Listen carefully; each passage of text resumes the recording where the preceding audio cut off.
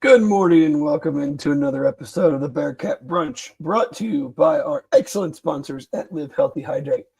They are locally owned and operated by emergency medicine certified physicians, nurse practitioners, and registered nurses with 120 years of combined experience in critical care medicine, utilizing our knowledge and expertise to maximize our clients' health, safety, and comfort. With three locations in the Cincinnati area, LHH offers treatments for weekend recovery, game day preparation for hydration, and rapid recovery.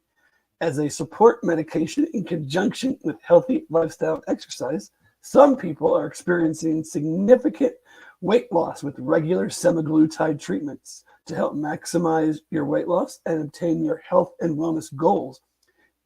The initial consultation with our medical staff includes a complimentary consultation with a local nutritionist. Visit livehealthyhydrate.com and check the weight loss feature for more information on semaglutide and nutritional support offered by Live Healthy Hydrate.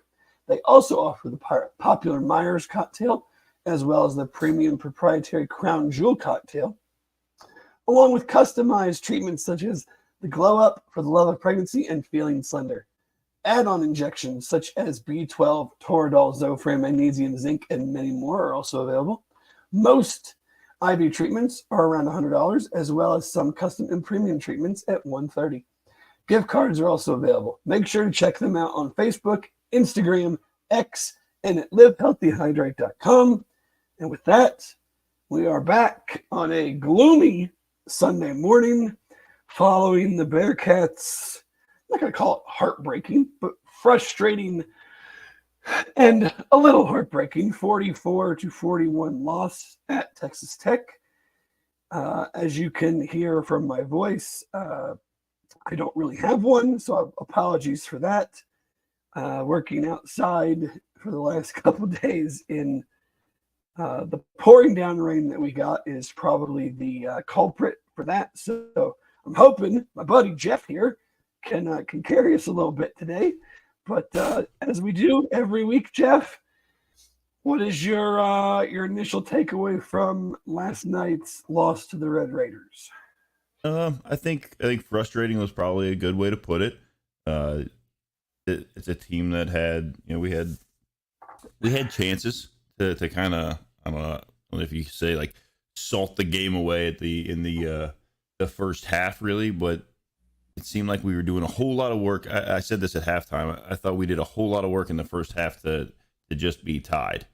I think at one point the time of possession partway through the second half was like 27 minutes or 28 minutes to like 11 minutes in favor of UC, and the game was still, kind of back and forth shootout style game.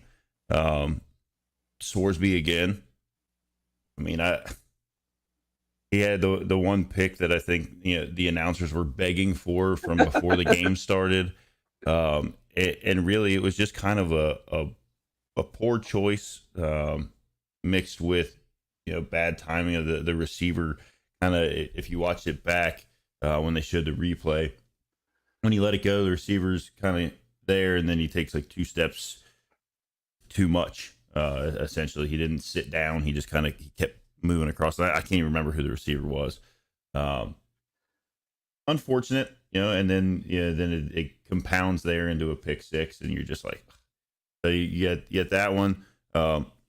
They get two touchdowns out of turnovers. You see, if you want to count that turnover on downs, gets 10 points out of their two turnovers between that and the punt fumble. So it was it was a good football game. It was a game that I thought UC kind of showed that they belong in this conference. They belong they're not getting blown off the field. They weren't embarrassed. They got beat. They made more plays than we did is really what it came down to. Yeah, there was. I mean, speaking of Sorsby at the start, he played a very, very gutty game. I know, no quarterback's ever going to be perfect, but there's throws that I know he wants back. Obviously, the interception sounds like after the game, Coach Satterfield took some blame for that one, said that wasn't a great call. It wasn't a hot route on that play. Brendan said they brought six, and that just some, like you said, just some miscommunication, which is going to happen. I mean, there was a couple throws. There was one seam ball that was behind Royer that could have been for a big game. But all in all, I mean, dude played his butt off. Once Corey went out and Evan went out, I mean, any running game was kind of on him to keep the chains moving. I mean, he threw some excellent balls too. Like the touchdown in the corner to Tony Johnson was a damn perfect throw. So I mean, he's the type of dude, and the way he played last night, and that's the kind of guy you want as your quarterback. That's the kind of guy that will get teammates to follow you. So I don't really have much issue there. But like you said, I mean, the Big 12 is crazy. We think we're a better team. Margin for error is slim. And again, you have an end of half, beginning of half situation where you miss a field goal. And then you get the ball to start the second half. And on the first drive, second play, you fumble and they go right in and score. So, you're -7 in a situation where you had the ball twice. And could have gone up, just say you make the field goal and then you go down and score a touchdown. You're up 10 midway through the third quarter. But you don't. You miss the field goal and then you fumble and they go up 7. I thought the tackling was pretty poor, especially in the first half. I thought it was better in the second half, but Taj Brooks got rolling in the second half, but the tackling I didn't think was good in the first half. Third down defense was a big issue. Just couldn't get him off the field, couldn't get the stop. And we talked about, we thought the offense was built to be in these type of games. It didn't guarantee you were going to win these type of games, but they were built to be in it. And I think we saw that. Now they just have to make, whether it's offense, defense, special teams, you have to just make more plays to put yourself on the winning side of this. I mean, I think when Corey goes out, it really kind of takes away the true threat of the RPO with them and how they just want to lean on defenses and, run play action, hit Royer. I mean, he's a 1,000-yard rusher who's had 2 really, really good games in a row or 3 really, really good games in a row. And it was a huge loss. I mean, essentially the first series of the game. And, you're already down 2 wide receivers. I thought the wide receiver group as a whole played really, really well. I thought Jamoy Mays played well. I thought Tony Johnson played well. Like Xavier Henderson or Hendo, excuse me, obviously played really well. I'm hopeful that this bye week comes at a good time because, you're in this game with the errors that we were discussing without 2 receivers, Chance Williams, Corey Kiner basically didn't play. Evan Pryor gets hurt. Like, when we talk about the playmakers and the guys that are going to make this offense go, that's a pretty big group of guys we just named off.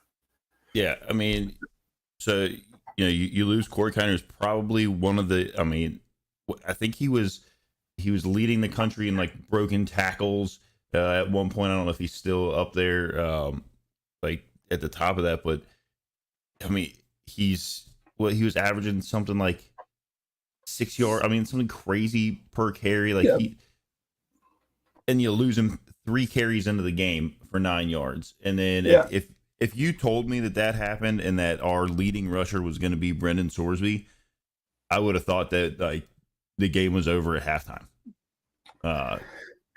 And there are some things that like I know you say like Sorsby probably wants some throws back, which is true. I think he's younger, and I don't want to take this away from him, but there are some situations I think where he might in the future decide to throw the ball away instead of trying to make something happen. Now he does, like, one of the great things he does, and we've talked about it week after week after week, is that he'll get into a position that he can extend plays. There was a play where, and I think it was on the last drive, maybe. Yeah, it's a maze all the way across the field. And Mays, like, you look at him, he had 5 catches, 56 yards. I would have thought he had close to 100 yards, just because like he seemed to be popping up and making play. He was almost like a safety blanket yesterday, and he did what you want, him to do there. Just get into space, get open, catch the ball, sit down, whatever you want to do. So that stuff's good to see. I know at one point he came up, like, Sorsby got up off the ground. He got hit from behind. He I don't know if he was really trying to run. He was just trying to kind of keep the play going instead of flipping the ball away. They were down by the end zone. He gets hit from behind and comes down. It looked like kind of on that left arm, left shoulder. And then it was after that he went and put that, the glove on his left hand. So maybe I know it's a fine line of, like, you want him to keep doing those things, because those are the things that, like, have extended drives, have moved us forward. Yes,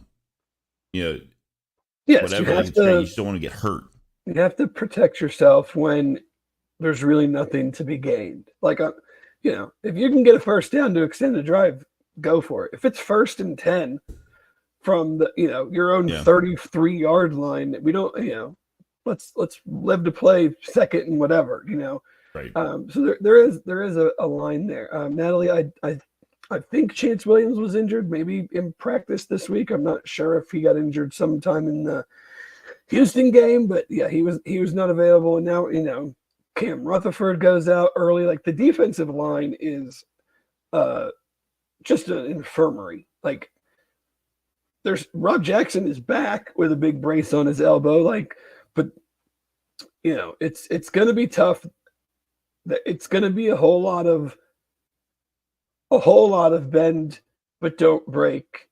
Try to get some turnovers type of situation, because they just, if he's out for an extended period of time, and we don't know about Kamari Burns, like, you're now talking Cam, Burns, Jalen Hunt, Micah Cole. Like, you're not going to stop the run. I don't care what scheme you are using if you have no defensive linemen. If you're just relying on Dante to, like, take up 4 dudes by himself. He certainly had that type of a game last night. Like, but he can't, like, and the other guys are not necessarily playing bad, but you can't. You're not going to be able to, like, stop anybody when you just don't have the bodies anymore. Like, you're literally playing Dante, Eric Phillips, Rob Jackson, and Cam Wilson, Marquez Parker. Like, you're essentially down to, like, 5 guys that have really been playing much. I thought they did a pretty good job on Taj Brooks until the end. Like, he started to get going. Yeah, he kind of wore. I think they just you just get worn down at that. He's really good, and you give them credit. Like, going into this game, they were 60-40 throw, which I just didn't understand. And then they kind of flipped it in this game, and he got over 30 carries, and Morton, I think, only threw it 27 times. But you got to get him on the ground. You got to get off the field on 3rd down.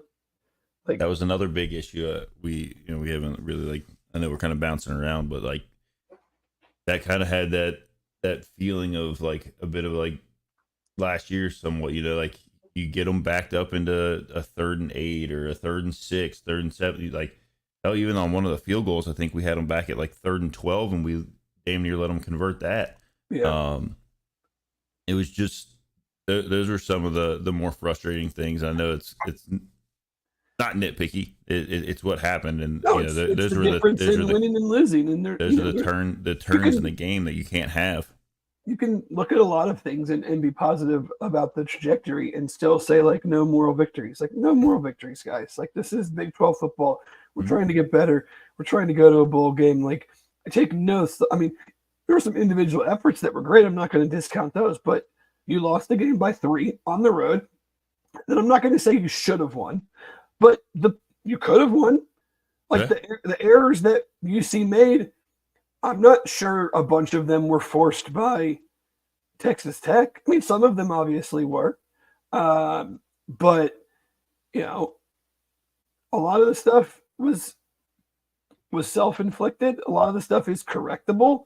I don't think there's this massive talent gap that I think we saw last year. Like, I think our frontline guys can compete with pretty much every team in this conference. Now we're getting to the point, though, where when those guys start to go down, the depth isn't the necessarily depth maybe isn't all the way there yet, or it's just not played enough. Like Simeon Coleman, I think, is going to be a great player and had several splash plays.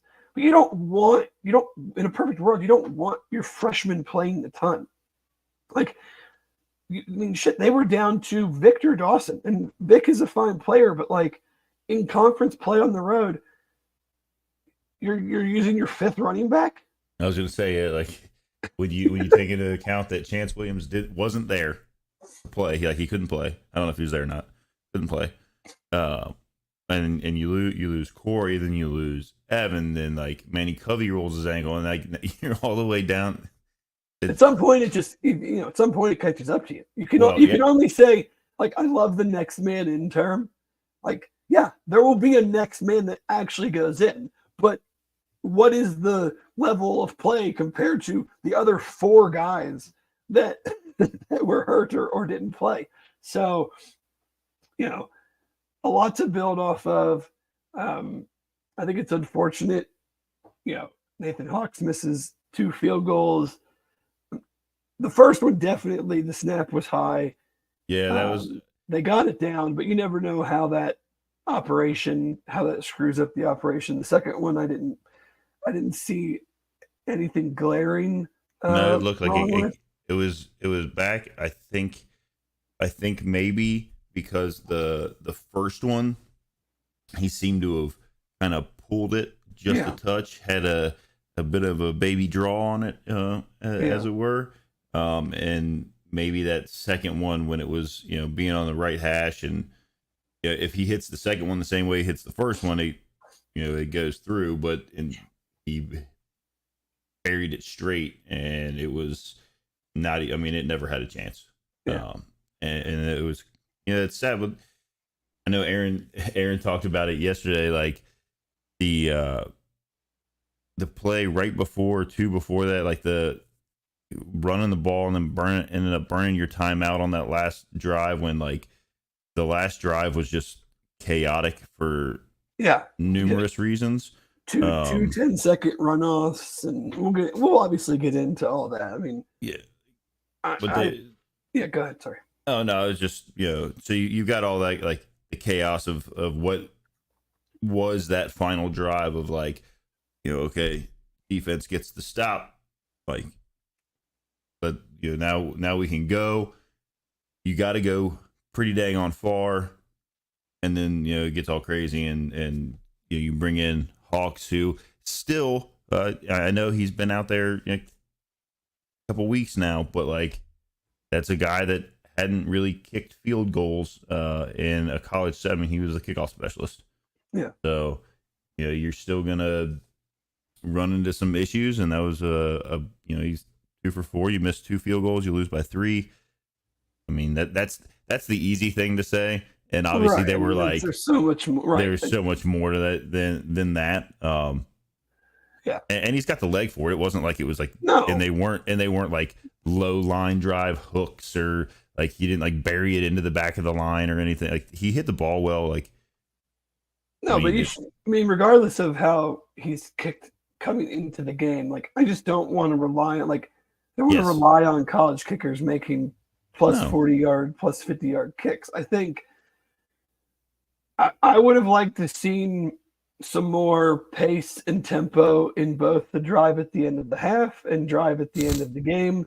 You don't need to go warp speed, but like let's go a little bit quicker on those. Again, you think you have a good kicker, but that doesn't mean that you don't push the ball and push the tempo a little bit. Try to get yourself a 35-yard field goal or a 40-yard field goal instead of a 51-yard field goal. Because John asked on thoughts on the final drive, clock management, runoffs, play calling, etc. I know there's a lot being made about the run play, and while I would not have called it, like I would have kept passing. I mean, Brendan Thorsby was having a very strong game.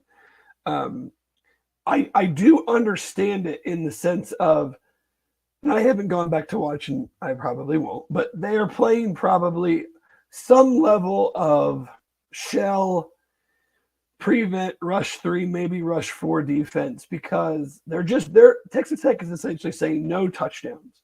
We will take our chances with a college kicker tying the game, and then we'll win in overtime. They're telling their guys, no one gets behind you, no touchdowns. So this is what I feel would be the rationale. I'm not saying I agree with it, but you run the ball, you run a draw there because you have a very light box, and you're like, if our guy breaks one tackle, there's probably not a lot of defenders around, and he's going to get a first down, which will stop the clock anyway. Obviously, it didn't play out that way. He got tackled 5-yard gain, and ended up having to use the timeout. So I think that's probably the thought process behind it. I don't really agree with. I would have just kept throwing. Like, your quarterback's playing, and again, Hendo's not out there at that point. Does that have something to do with it? So like, I don't have a huge deal with it. Like, I'm not losing my mind over it. I can understand at least the rationale behind it. As far as the penalty, not penalty, I don't understand it at all. Like, I think I have a pretty good understanding of the rules of football and what is targeting, what is unnecessary roughness, what penalties get it, or what calls get a 10-second runoff, what calls don't. Like, I understand that Sorsby went down in the field of play without getting a first down, and the referee, who, by the way, threw the flag a good 5 seconds after Sorsby was down. So there's another at least 5 or maybe more seconds that, while they're trying to get the call, then he finally throws it. Okay. Then they review it and say it's not targeting. Okay. But then why did you, I don't understand the reason for the 10-second, the mechanics behind the 10-second runoff, because, I understand it by the ref stopping the game. But then it's when the clock would have been running. Well, here's my point. Say it was just a normal play and Sorsby ran and slid and nobody touched him. Could you see not have gotten another playoff in less than 10 seconds?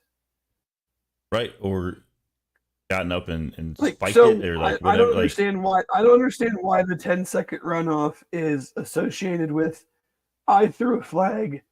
I'm now taking that flag away, but so you're penalized twice, essentially, time and yardage. I thought it was pretty clear targeting. Sorsby went into a slide.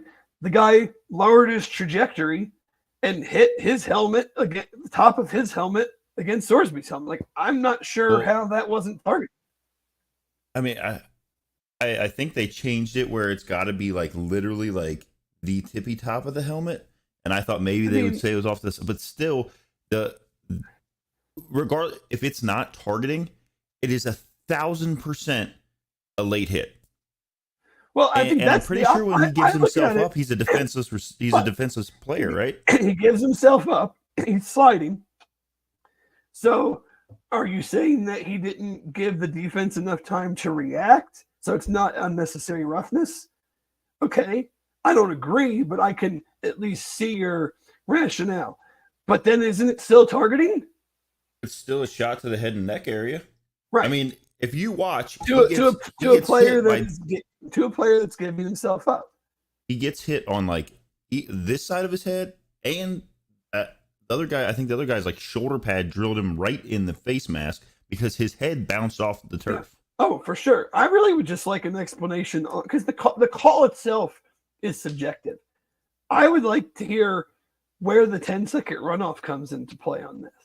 Yeah, is it just because the whistle was blown dead, or the whistle was blown in a situation where the ball was live, and it doesn't matter the mechanics around it? It's cut and dry. If you blow the whistle on a play that's dead, and is or it a only play that's live, excuse me, and when it, then it results in a 10-second runoff because the clock shouldn't have stopped. Is it then only inside of 2 minutes that happens? Like, the clock only stops because you threw a penalty, right? And then went back and said it wasn't a penalty. So shouldn't it have just been like, I don't get it. So I'm not going to pretend to like say it's wrong, or like I don't know. I don't understand. I don't think I've ever seen this particular situation play out to know, be super confident in what should have happened. So Chad is saying it's because the ball was live and the foul basically didn't exist when it was picked up. Yeah. Which is like, yeah, we shouldn't have thrown the penalty, and we stopped the clock. So now we have to adjust the clock to what it would have been if we didn't throw the penalty, even though you might have been able to get up to the line and snap the ball in less than 10 seconds if we wouldn't have called the penalty. So on the final drive, we lose Hendo. Yeah. So 10-second runoff there. 10-second runoff there. Even like, I mean, if he's able to like tumble himself 2 yards to the right, he's out of the field of play. We don't, but you can't really plan where you're gonna have to go down when you're hurt. So you lose Hendo, 10-second runoff there, 10-second runoff on the goofy flag, no flag, yeah, and then exactly that we messed up, and now it's doubly your problem.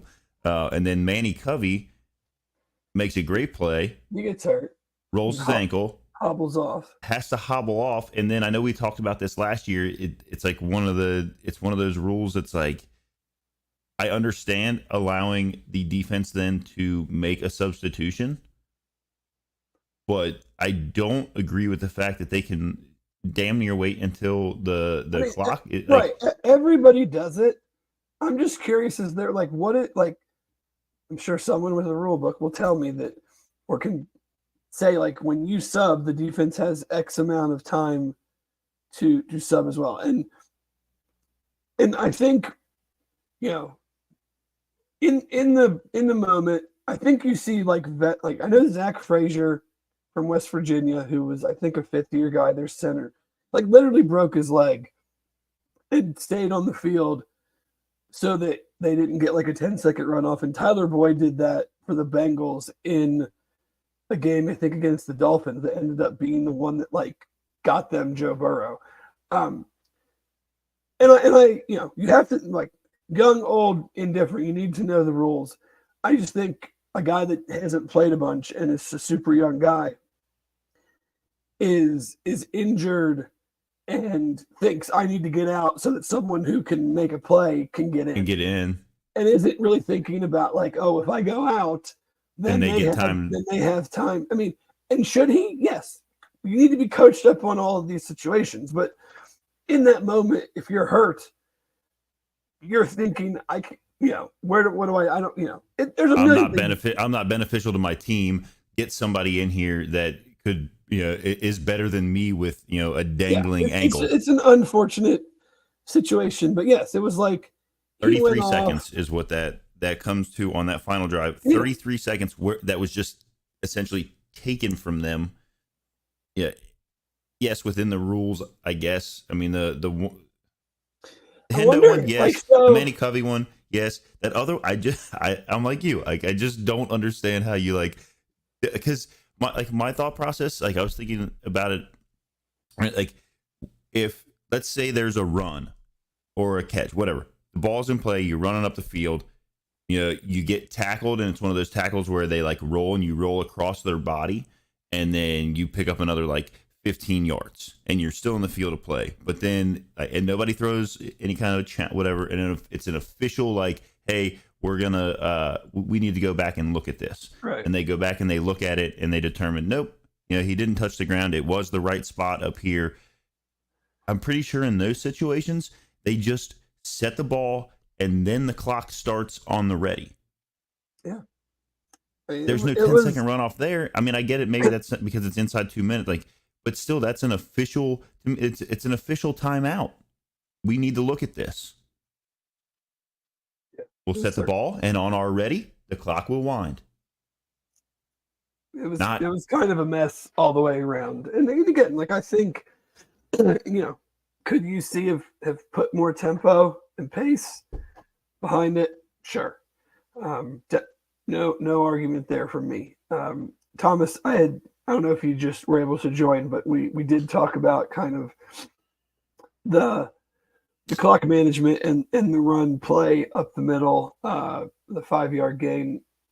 I had said that it was not something that I would have done. I didn't really agree with it, but I can understand at least the thought process behind it. Doesn't mean it was right, but I mean that's the frustrating part, is we're talking about all these things on a night when some dudes had some very gutty efforts and did a lot of good things, but you come up short because of a lot of things that we've mentioned in the first half hour of this show. So it's, come home.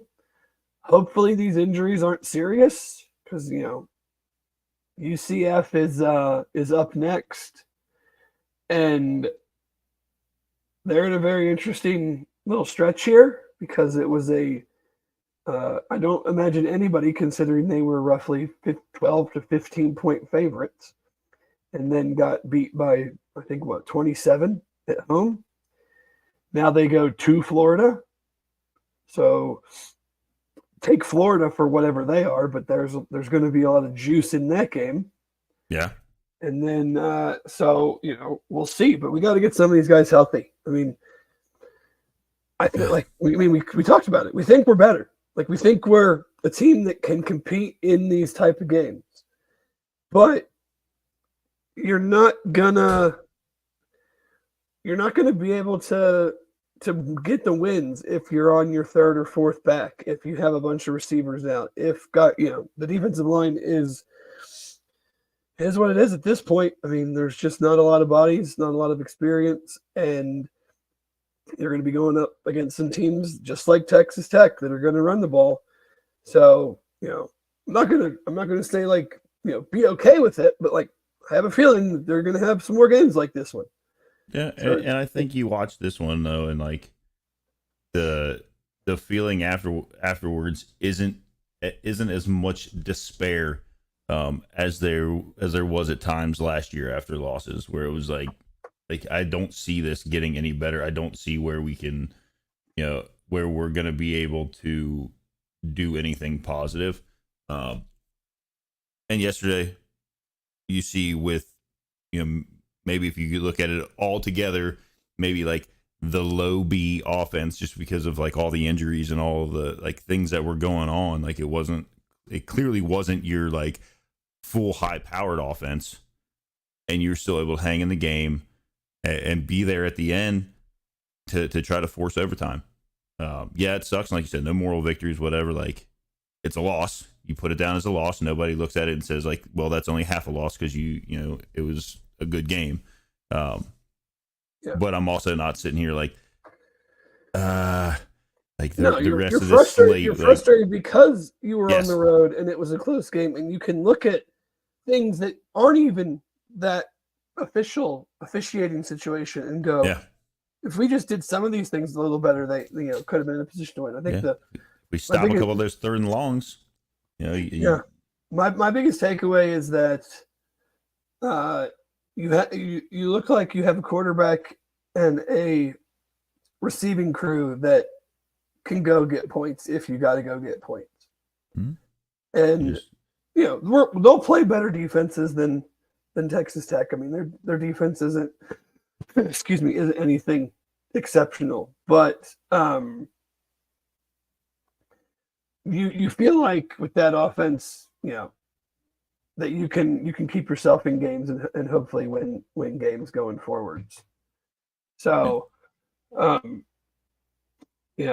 don't have a ton else on it, but we'll see what this next week brings. I always joke about, it's the perfect time for a bye week.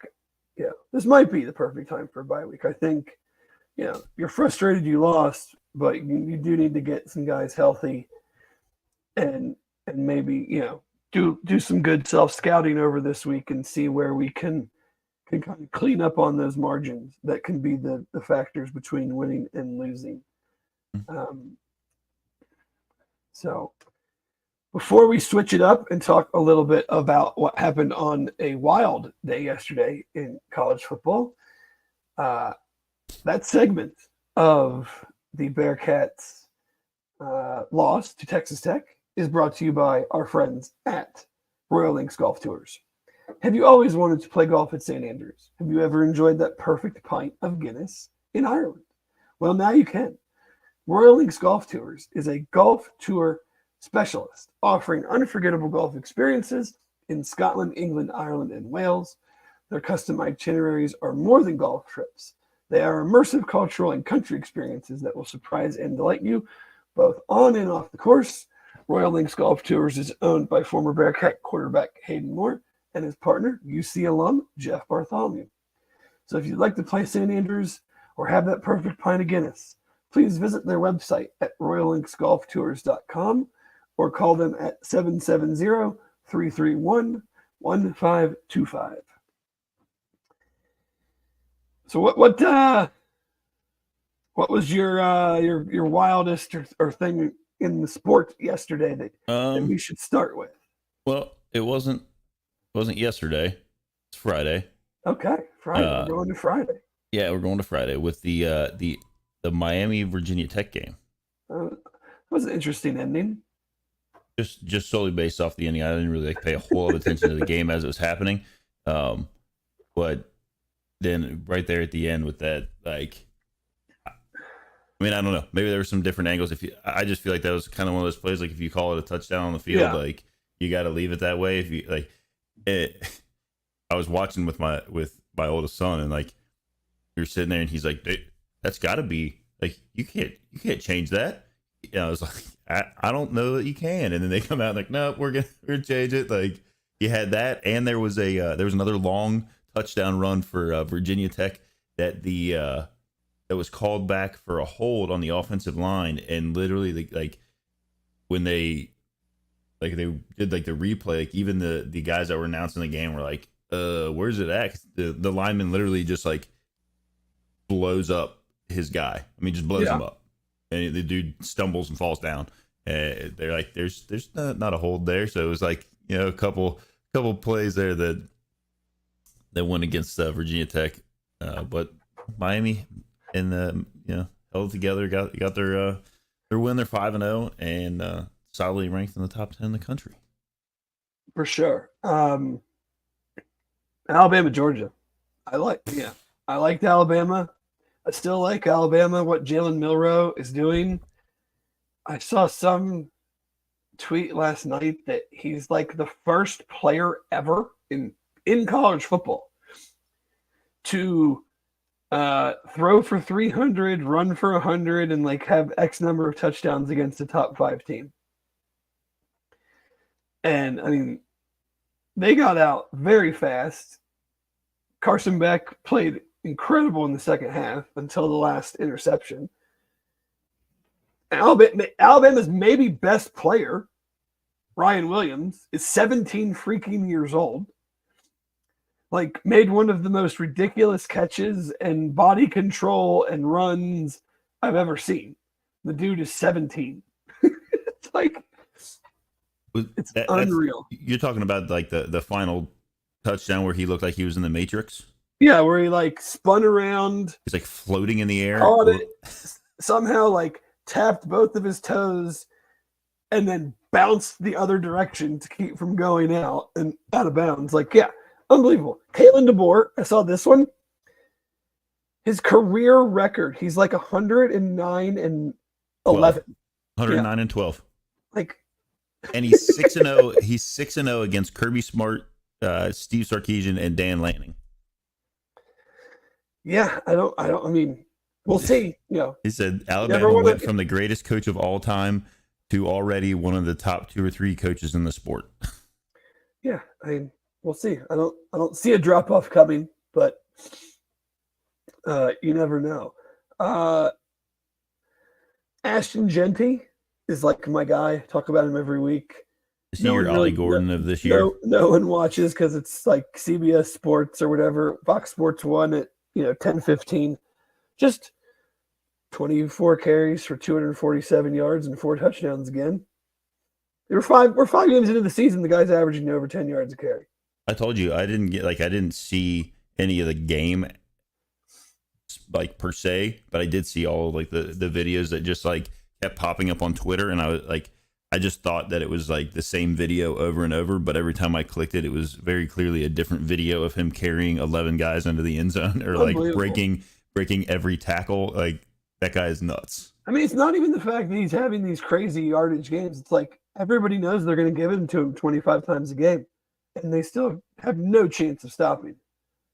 Him and Travis Hunter, like, I don't know how those. Jalen Milroe too. I guess we'll do those 3, but like Travis Hunter had one of the best interceptions I've ever seen. Again, like just it wasn't like some crazy diving, but like the play he made to be in his back pedal, be covering space like that, and to read that and be able to fire that quick to a running back out in the flat and make that diving interception. Like, they looked damn good yesterday. Like, offense, defense, everything came together for them. Looked really, really good at UCF. It'll be interesting, if they do start getting the defense to just play at a okay level, and I think their pass protection is still going to be a problem. But I mean, Shador and him are lights out. I mean, they're 2 of the top 10 players in the country, and you have other nice pass catchers for them. So they got like Jimmy Horn Jr. like that. He's pretty good. Yeah, it's that Shepard. I don't know what his first name is. Will Shepard. He's a Vanderbilt transfer. He had a touchdown early. You said, it doesn't. It's you've got Travis Hunter, but then you've got like some other guys, and then Shador. So I know we're stealing Aaron and Chad's Big 12 thunder. Right. The Big 12 had a wild day yesterday. Like, Oklahoma State gets rolled. I think it's done for Dave Aranda at Baylor. BYU is a huge surprise. They're playing great. Like, it's Houston doesn't score again. When will they score their next point, Jeff? Will they score? No. No. Did Kent State win this week? I don't know if they played. I didn't see their score. They might have had an off week. I mean, Arizona upsets Utah late last night. No, they lost 52-33 to Eastern Michigan. They are 0-5. They gave up. At least they scored 33. Good for them. Florida State, like I mean, I think SMU is a better team, but like, are they that much better? That I didn't see any of it, but I just kept seeing the score and just kept getting worse. I think they finally pulled DJ. Like, it's just a mess of a year down there. Jeremiah Smith at Ohio State, another freshman, like him and Ryan Williams. These dudes come in and they're just these receivers are unstoppable as 17, 18-year-old dudes. His one-handed touchdown catch was sick. I mean, every highlight I see of him is just a one-handed catch. Like, the ball can be coming in any kind of angle from any, like, and it's just like magnetic hands. And I'm sure that it's ridiculous. He's like another, like you said, just another one that like where do they find these guys? They just like reload all of them in every year. Yeah, and that's the thing is like we see it in the NFL. Rookies come in and just rookie wide receivers come in and make a ton of plays, and now we're seeing it in college too. These guys are Yeah. just different levels of athletes. They're pretty outstanding. What else? Any other games that? You got Kentucky, Ole Miss. Yeah, that was. Poor Lane Kiffin. I actually got to see some of that one. It was like everybody criticized Mark Stoops last week for punting against Georgia, and then he just says, "You know what? Double birds. I'm gonna go for it on like fourth and whatever from my own like 25 yard. I mean, it was like and then they complete like a 50-yard pass, bring in the backup quarterback who gets hit running the ball in, and it pops right up to their tight end who takes that in for a touchdown. And then Ole Miss just duck hooks the shit out of their field goal attempt to tie. But yeah, Kentucky's an interesting team. I mean, JQ Hardaway had 11 total tackles, 7 solo in that game. That's pretty good. Yeah. That's pretty good. Who else are we looking at? I know team did not have a very good second half. Yeah, how about that? How about that historic Big Ten rivalry? Yeah, Wisconsin, you know about Rutgers, Washington, Friday night? Oh yeah, that one too. Yeah. Yeah. Some of these games is when you realize like how goofy this conference realignment stuff has gotten. It's like, but the other week it was like Stanford at Syracuse. Yeah. In an ACC game on Friday night. Like, what are we doing? Washington at Rutgers Friday night, Big Ten game. Clemson. Well, and yesterday was Clemson Stanford ACC game. Yeah. Just whatever. But yeah, team good first half, not very good second half.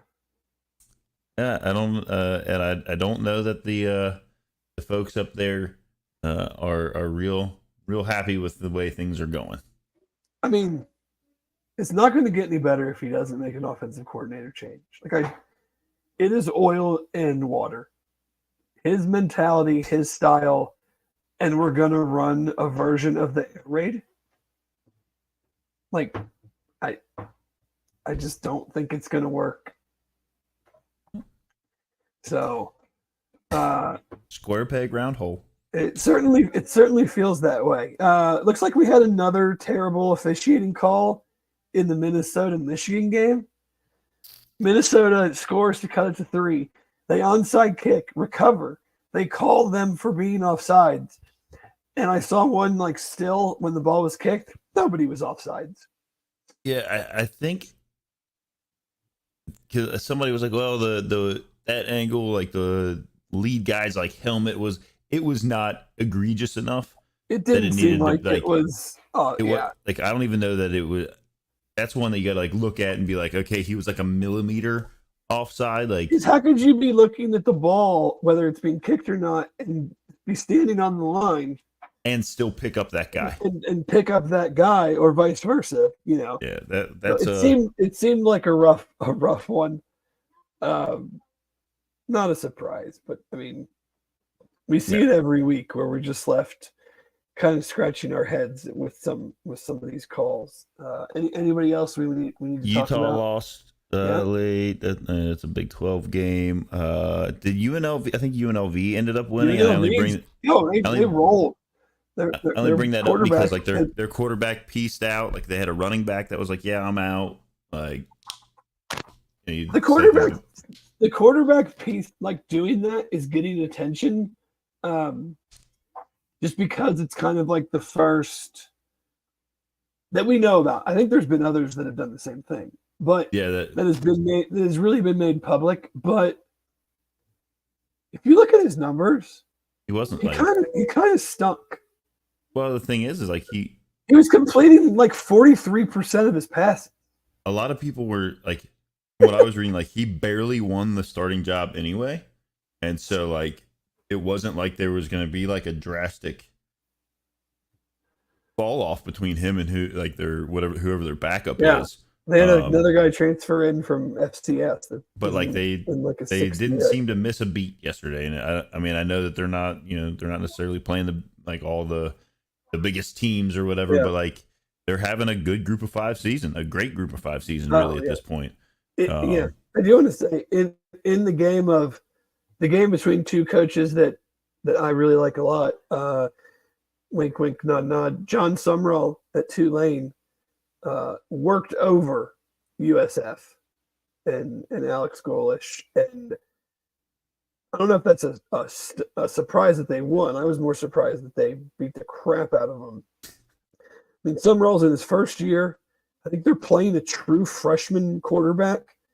You obviously had some of your better players follow Willie Fritz, especially defensively, to Houston, and I think it's Boise because I don't know how anybody in the Mountain West is going to stop Ashton Genty, but I think Boise and Tulane are probably a cut above everybody else in the G5.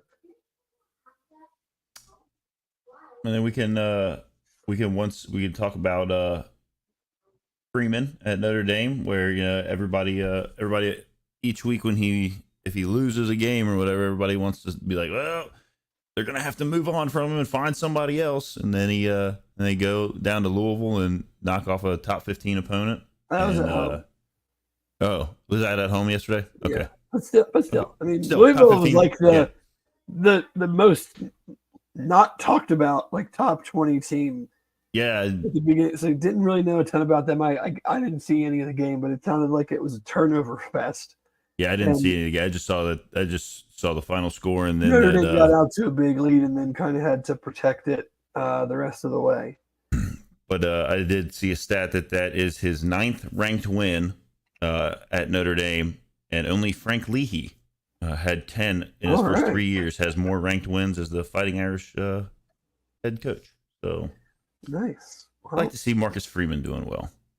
Of course, I like to see good people have good things happen to them. Oh, Arch Manning, we didn't bring him up this week, and well, they played Mississippi State, didn't they? Yeah, but he had some throws that were those are some big boy throws that he was making. Yeah. I think Texas, Bama. Not going to say my Vols quite yet. Are we trying to keep them like under wraps so that nobody as an underdog, the underdog Vols?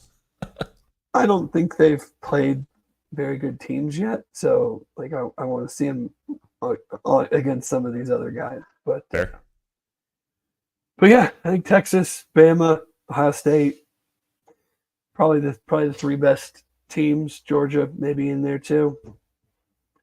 Georgia just doesn't have the.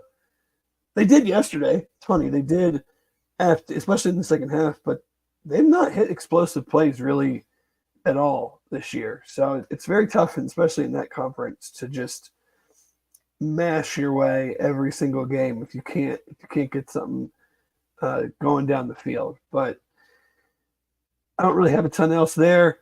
I'm certainly not going to talk about the Bengals until they give me a reason to talk about the Bengals. Yeah.